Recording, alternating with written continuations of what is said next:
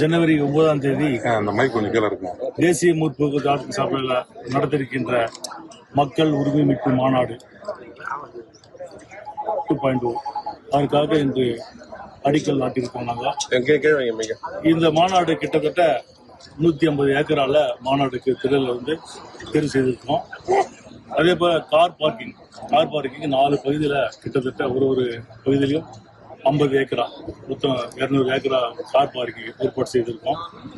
உள்ள குடிக்க தண்ணி, டாய்லெட், மருத்துவ உதவி, ஃபயர் இன்ஜின் எல்லாமே, இன்டர்நெட் எல்லா அனைத்து வசதிகளும் செய்ய உள்ளோம்.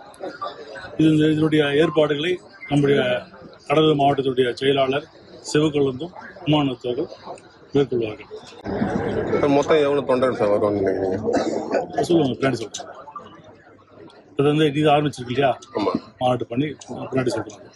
ஜனவரி 1ஆம் தேதி சொல்றாங்க. மாநாட்டில் கூட்டணி ஏதாவது அறிவிப்பீங்களா சார்?